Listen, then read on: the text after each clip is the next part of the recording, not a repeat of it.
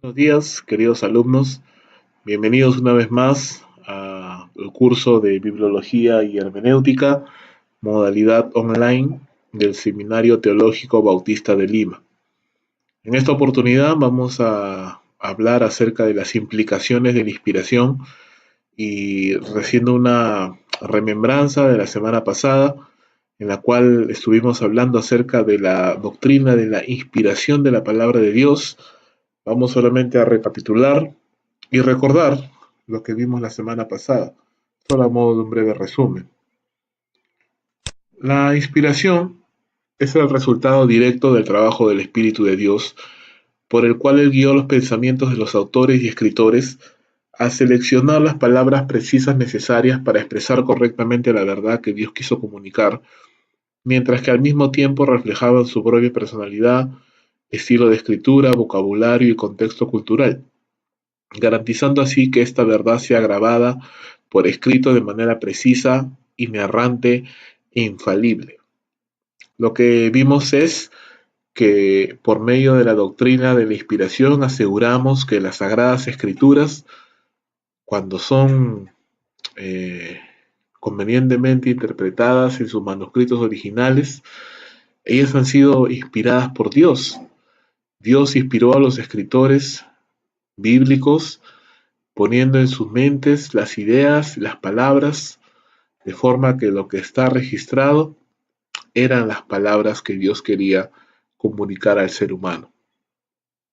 Ahora, si nosotros creemos eso y lo creemos, que la Biblia es inspirada por Dios, eso significa que hay ciertas implicaciones de ello. Si yo creo que la Biblia es la palabra inspirada por Dios, entonces eso tiene que cambiar mi manera de pensar, mi manera de actuar con respecto a la Biblia y con respecto a todas las cosas. La primera implicación de la inspiración es la siguiente: la inerrancia. Significa que cuando se conocen todos los hechos, las escrituras y sus autógrafos originales propiamente interpretadas demostrarán ser completamente verdaderas en todo lo que afirman, ya sea que esto tenga que ver con la doctrina de la moralidad o con las ciencias sociales, físicas o de la vida. ¿Qué quiere decir esto? Quiere decir que la Biblia, en sus manuscritos originales, cuando ha sido correctamente interpretada, porque puede ser interpretada erróneamente, es verdad, lo que dice es verdad, tanto para asuntos de fe como para asuntos con respecto a la naturaleza, la historia o a cada aspecto de la vida. La Biblia no tiene errores, ni tiene contradicciones, ni tiene imprecisiones científicas o sociales o históricas. Esto es muy importante tener en cuenta. En primer lugar, lo primero que tenemos que ver es eh, la Biblia es 100% la palabra de Dios y es verídica. Segundo, la inerrancia o el hecho de que la Biblia no tiene errores está relacionado a los escritos originales y no a las copias. Ahora, eso no significa que podemos desconfiar de las versiones de la Biblia que tenemos en nuestras manos, porque Dios en su soberanía ha preservado su palabra en las diferentes versiones y traducciones que tenemos modernas para que tengamos la certeza y la seguridad de que lo que tenemos en nuestras manos, a pesar de que no es el autógrafo, no es el escrito original, sí es también la palabra de Dios. ¿Qué más? También se dice que la Biblia es inerrante en todos sus hechos, en los autógrafos originales, cuando han sido debida y propiamente interpretadas. Ahora, esto le da valor a la hermenéutica, que es una ciencia que vamos a ver más adelante, en la mitad del curso, eh, y nos habla específicamente de que debe de haber un proceso adecuado de interpretación bíblica, la cual tiene que ser aplicada correctamente a las escrituras, a los manuscritos, con el fin de obtener lo que Dios quería comunicar al ser humano. Decimos esto porque es importante incluir el proceso de interpretación bíblica para poder obtener las enseñanzas de la palabra de Dios. Una mala interpretación, una hermenéutica deficiente, va a producir enseñanzas heréticas que no tienen nada que ver con lo que Dios quiso comunicar al hombre. Y ahí está tanto la responsabilidad del ser humano al interpretar como la soberanía de Dios al hacerse entender, aún en estos tiempos, salvando las distancias de tiempo, de las distancias idiomáticas, del lenguaje, del idioma, de las costumbres, que eran diferentes o que son diferentes en los tiempos en los que se escribieron la Biblia a los tiempos actuales. Entonces, y lo último que nos dice la palabra, esta definición de inerrancia, es que la palabra de Dios es inerrante en todo lo que afirma. Y esto tal vez es lo que a muchas personas les cuesta, porque piensan que la Biblia no habla de ciencia o que la Biblia no habla de hechos históricamente comprobables. Pero justamente es así. La Biblia habla la verdad y para que sea la verdad tiene que decir verdad en todo cuanto afirma. Vamos a ver algunos ejemplos más adelante y vamos a poder comprender de que la Biblia no es un tratado científico, no es un tratado astronómico que hable con detalle de estrellas y de distancias y de órbitas, pero en todo lo que afirma, a modo general, lo que dice es verdad, no es mentira. Lo primero que tenemos que considerar aquí es que la misma Biblia afirma ser inspirada por Dios. Y recuerda que eso lo vimos la semana pasada, que era propio y correcto que así sea, porque si no, no sería la norma máxima de autoridad de la vida. Si la Biblia no fuera la norma máxima de autoridad y de fe, tal vez sería equívoco pensar que la Biblia tuviera ese reclamo de perfección. Pero la Biblia misma afirma ser inspirada por Dios y es correcto porque ella es la máxima autoridad. Y la máxima autoridad no tiene quien le puede evaluar. No hay nadie más alto que ello. La Biblia también nos dice que todos los mandamientos del Señor son verdad, son puros, son justos, son buenos, son santos. Eso incluye la palabra de Dios, los mandamientos del Señor. El Proverbio 3:5 nos dice que la escritura es digna de crédito, es digna de ser creída, ser confiable. Las palabras de Dios son puras. Dios no miente, hermanos, ni es hijo de no es hombre para que mienta, ni hijo de hombre para que se arrepienta. Eso nos lo dice en Números 23:19. Dios no miente, Él no engaña a nadie. Él es la verdad y por ende las palabras que salen o que han salido de sus labios también son verdad. Si Dios es verdad, la Biblia también es verdad, porque la Biblia es el reflejo de sus palabras y sobre todo de su carácter. Jesús dijo en Juan 17:17, Padre, santifícalos en tu verdad, tu palabra es la verdad. Y la Biblia no puede ser quebrantada, hermanos. La Biblia es la verdad. La escritura es la palabra de Dios, ¿cierto? Y es la verdad absoluta, pura y limpia. No hay mentira, no hay engaño, no hay truco. La palabra de Dios es limpia, es pura. Ahora, eh, esto, sin embargo, plantea una serie de retos y de desafíos para todo aquel que defienda y crea en la doctrina de la inerrancia de las Sagradas Escrituras.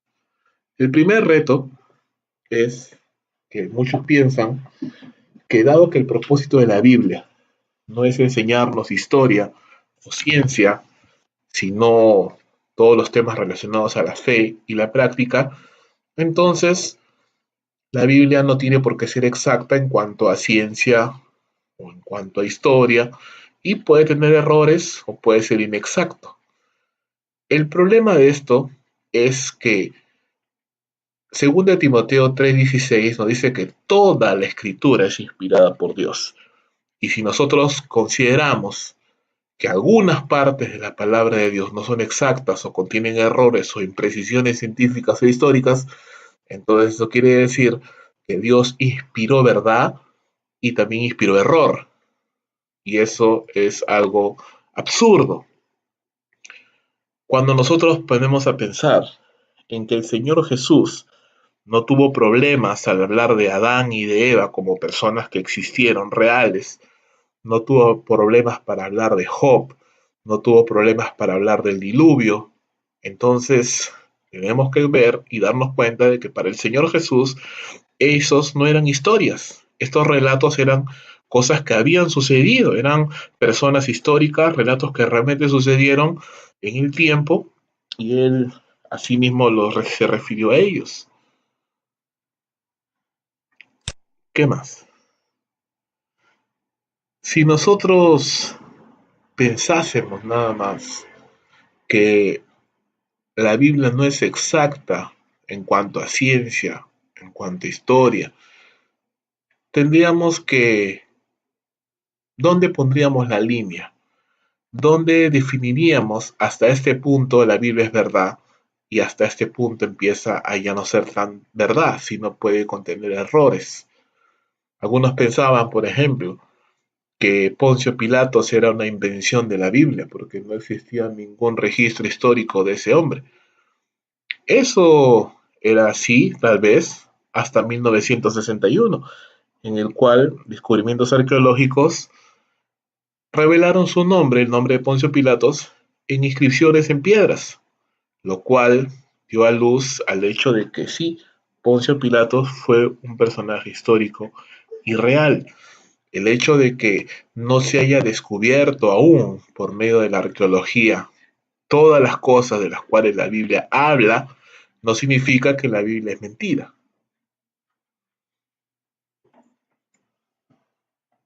En cuanto a la ciencia, por ejemplo, cuando el relato bíblico nos muestra que Josué oró y el sol se detuvo y la luna se paró, recuerda cuando Josué dijo, sol detente en Gabaón y luna en Ajalón, muchos dicen, ok, esa es una información inexacta porque el sol no se detuvo, el sol no se detiene.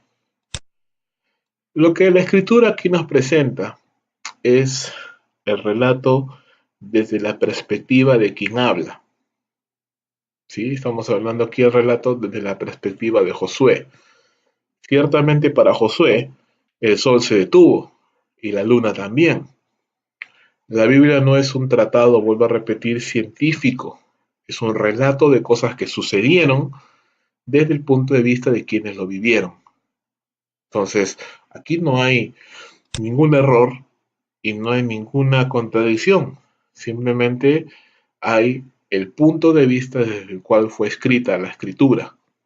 La Biblia en ningún momento está diciendo de que el sol o la luna tienen movimientos diferentes o propios o particulares.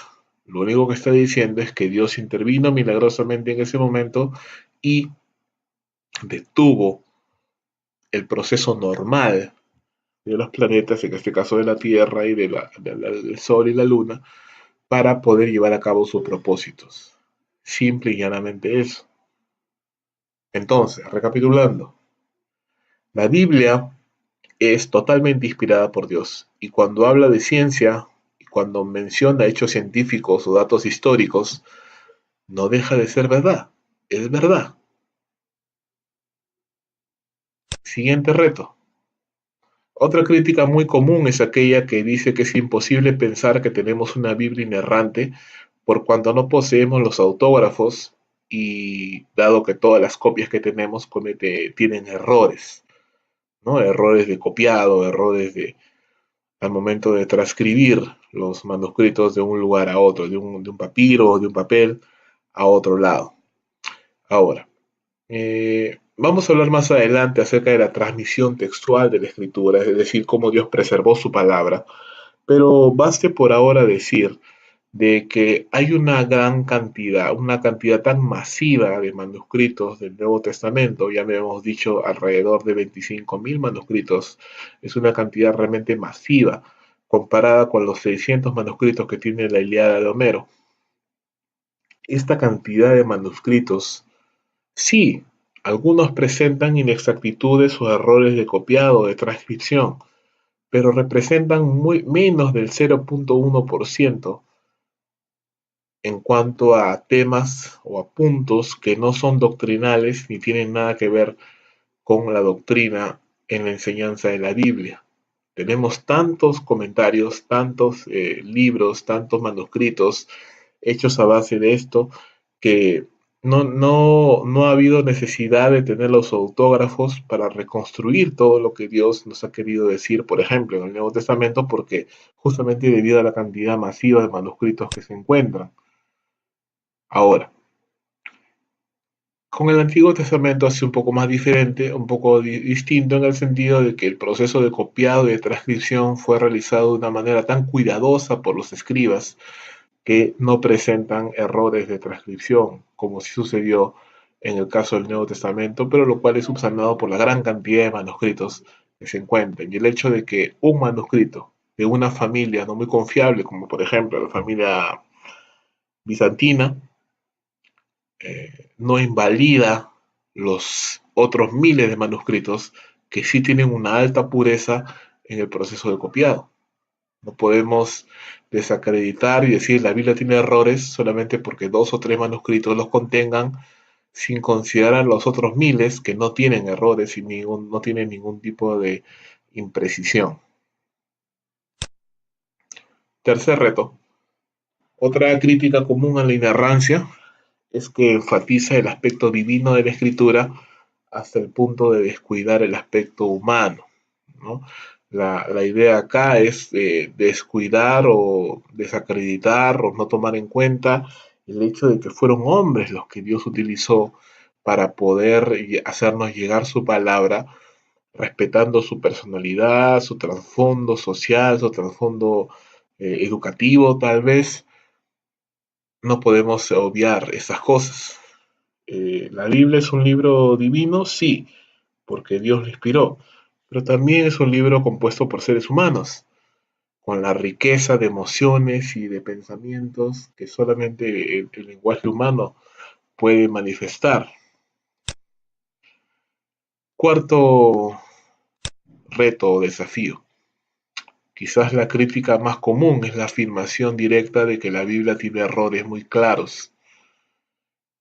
Por ejemplo, ¿no? Hay una gran cantidad de, de estas acusaciones, pero por ejemplo, ¿no? Cuando se narra la conversión de Pablo en el capítulo 26 del libro de los Hechos, no se menciona que Pablo quedó ciego, ni se menciona la existencia de Ananías. En Hechos 26:16, Pablo declara que su ceguera se debió a una luz que había visto durante su conversión. Eso no se lee cuando nosotros vemos el relato de la conversión de Saulo en Hechos capítulo 9. Pero el hecho de que no se haya mostrado o no se haya escrito en Hechos 9 significa que no existió. No, lo que estamos viendo nada más es un evento narrado por el mismo autor que, aunque comparte similitudes con el relato de Hechos 26, es diferente porque Hechos 26 fue escrito muchos años después de la conversión de Pablo. Pablo está haciendo una remembranza de lo que sucedió y está tratando de poner todo el detalle en lo que sucedió para poder compartirlo a los reyes a los cuales él testificó. En cambio, en Hechos capítulo 9, Lucas está recopilando lo que sucedió en ese momento cuando todavía estaba todo muy reciente y podía omitir algunos detalles que no eran necesarios para su relato. Eso no significa que haya contradicción, sino simplemente que el propósito de Lucas al escribir Hechos 9 era diferente al propósito cuando escribió Hechos 26. Y lo que Pablo relató en Hechos 26 tenía que ser mucho más detallado porque habían pasado muchos años y porque a quienes les estaba compartiendo eran personas que no sabían absolutamente nada del trasfondo de lo que había sucedido con Pablo. Otro ejemplo, en Mateo capítulo 8, verso 5 al 13, se nos dice que hay un centurión que va a pedirle ayuda a Jesús para la sanidad de su siervo, de un siervo que él tenía.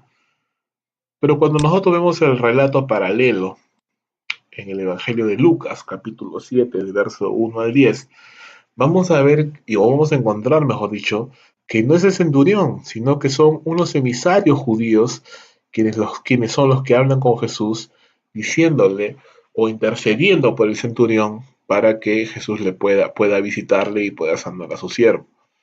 Ahora, eso significa que hay una contradicción porque Mateo menciona que el centurión fue el que habló con Jesús, pero Lucas menciona que fueron los siervos o fueron los eh, emisarios judíos, amigos que él tenía, los que hablaron con el Señor Jesús.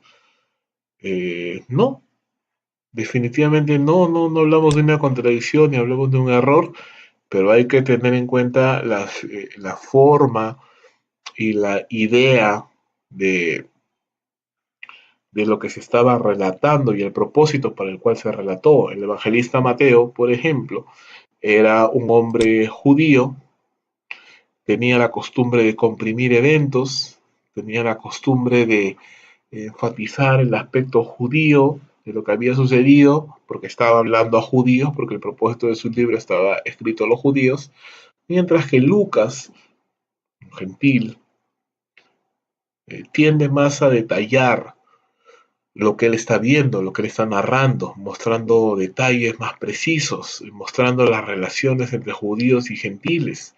Entonces, los propósitos de cada uno de los autores son completamente diferentes. Ahora, en la cultura oriental, cuando una persona, o mejor dicho, cuando yo quería hablar con un emisario de una persona importante, era como si yo hubiese hablado con esa persona directamente. Jesús mencionó en Juan capítulo 13, verso 20, que aceptar a uno de sus discípulos de Jesús era como aceptar al mismo Señor Jesús, porque había un concepto de representación. El emisario iba con la autoridad delegada de aquel que le había enviado y sus palabras eran las palabras del que le envió. No había distinción.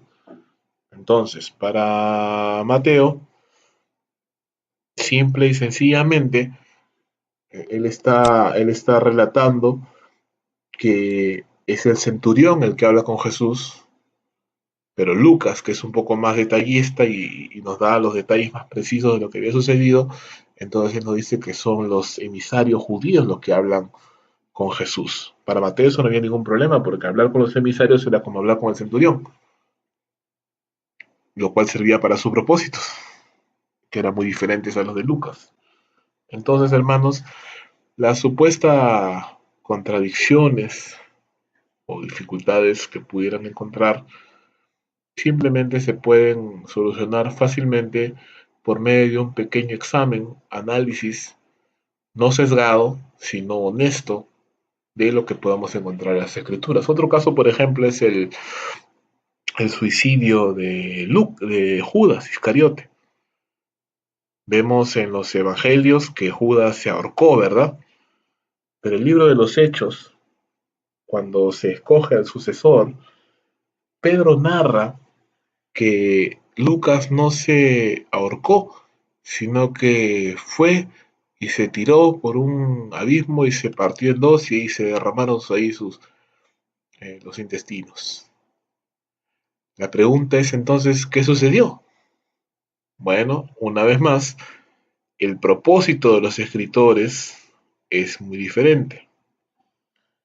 Y lo que le sucedió a Judas simplemente fue de que se ahorcó, pero el árbol donde él se encontraba se dio cayendo y justamente teniendo el final tan trágico que relata Pedro en Hechos, en el libro de los Hechos.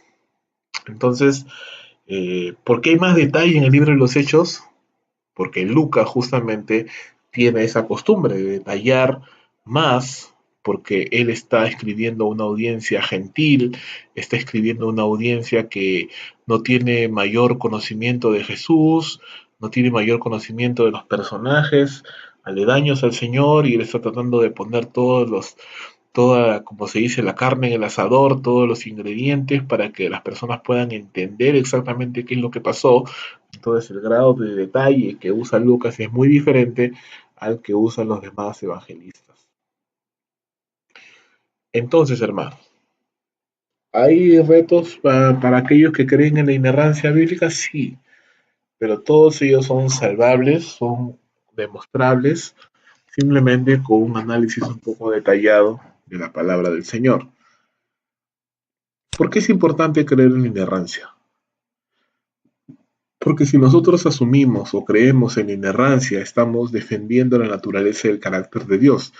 No es posible que un Dios santo produzca palabras impías, mentirosas, con errores.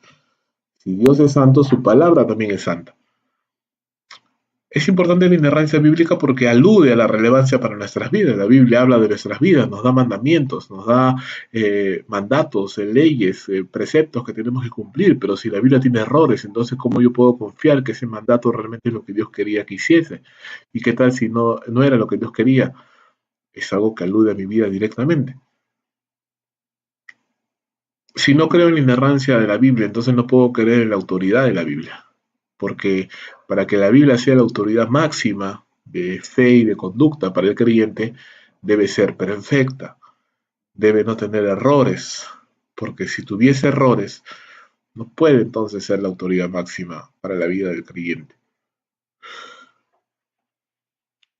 La Biblia, o es importante creer que la Biblia es inerrante, porque la Biblia se sostiene o cae como un todo, como hace un momento decía. Si yo creo que parte de la Biblia tiene errores y parte no, ¿dónde empieza esa parte con errores? ¿Dónde termina? Ya no puedo confiar en la Biblia si es que creo que la Biblia tiene errores. Es la Biblia quien juzga al hombre y no viceversa. El hombre no debe juzgar la palabra de Dios, la palabra de Dios juzga al hombre. También es importante defender la inerrancia bíblica porque la salvación de los perdidos y la edificación de la iglesia dependen de una predicación fiel y expositiva. Pero si yo creo que algunos relatos no son verdad, son mentiras, son falsos, inexactos, imprecisos, entonces no los voy a predicar, no los voy a enseñar y nunca voy a poder tener una congregación sólida si no predico todo el consejo de Dios. Pablo mismo no lo hubiese hecho si él hubiese estado consciente de que la Biblia contenía errores. Es importante creer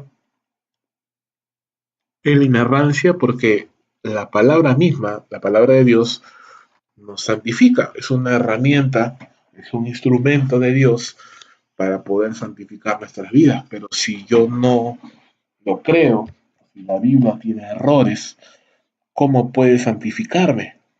¿Cómo puede purificarme? ¿Cómo puede renovar mi mente? ¿Cómo puede darme paz? ¿Cómo puede darme gozo si tiene errores, si contiene mentiras, si contiene cosas inexactas, si realmente no refleja la situación real del hombre, si realmente no refleja lo que Dios ha hecho por nosotros, si realmente no refleja la voluntad precisa de Dios para nosotros? Si realmente no es así, entonces, hermanos, no tenemos ningún asidero, no tenemos dónde poder cogernos. Pero Pedro dice claramente, tenemos la palabra profética más segura, a la cual haremos bien en agarrarnos, aferrarnos como un ancla. La Biblia, hermanos, la palabra de Dios es una ancla firme en la cual nosotros como creyentes debemos de aferrarnos y no dudar de su autoridad, de sus palabras, de sus enseñanzas y de sus reclamos como la única fuente o máxima fuente de autoridad y de fe para todos los creyentes. Vamos a continuar viendo en las siguientes semanas otros conceptos acerca o relacionados con la Biblia, como la autoridad de las escrituras, la eficacia de las escrituras, la vitalidad de las escrituras. Y la idea es, hermanos, comprender que si tenemos la palabra de Dios, entonces tenemos todo lo que necesitamos para nuestra vida y ministerio. Tenemos que confiar que la Biblia es completamente verdad, que no necesita un añadido, que no necesita una suerte de ayuda, sino que la Biblia completamente es verdad. Y todo lo que dice con respecto al hombre es verdad. Y todo lo que dice con respecto a la condición del ser humano es verdad. Y todo lo que dice con respecto a lo que nosotros debemos de hacer como creyentes también es verdad. Creer en la inerrancia de la Biblia entonces es vital, hermanos. Y si no lo estamos creyendo, entonces yo te animo a que puedas reexaminar tus convicciones, la palabra de Dios, y podamos creer en lo que la Biblia ya ha dicho que es. Y es la palabra viva y eficaz de Dios. Vamos a, o quiero mejor dicho, hacerles recordar en cuanto a su tarea de la próxima semana. Hay dos lecturas ahora que hay que hacer. Hay que leerlas y hacer un análisis, un resumen crítico acerca de la inspiración y acerca de la inerrancia de la Biblia. Y en la parte práctica van a realizar el arqueo de Deuteronomio capítulo 10, del verso 12 al 22. Y esta semana, o por estos días, no voy a colgar todavía ese video porque quiero que ustedes primero lo practiquen y una vez que me hayan empezado a presentar sus tareas, yo les voy a subir el video completo del arqueo de este texto para que lo puedan tener como referencia y para que también puedan ustedes comparar con respecto a lo que están realizando en sus tareas. Solamente me queda animarles a que puedan perseverar en el estudio de este tema tan hermoso, tan apasionante que es la doctrina de la palabra de Dios, la interpretación bíblica, los métodos de estudio bíblico y animarles a que no desmayen, hermanos. Este método solo se aprende con práctica, práctica y mucha práctica. Así que les animo a que separen un tiempo siempre para practicar, para leer, para meditar, porque va a enriquecer muchísimo sus vidas y sus ministerios. Y ese es justamente el deseo, que no quede esto en un conocimiento nada más, sino que podamos incorporarlo a nuestra filosofía de ministerio, a nuestra misma devoción personal con el Señor. Y eso va a ser de gran alegría, de gran bendición para cada uno de nosotros. Sin más, hermanos, les dejo para que puedan continuar haciendo sus tareas. Que el Señor les bendiga. Nos vemos la próxima semana.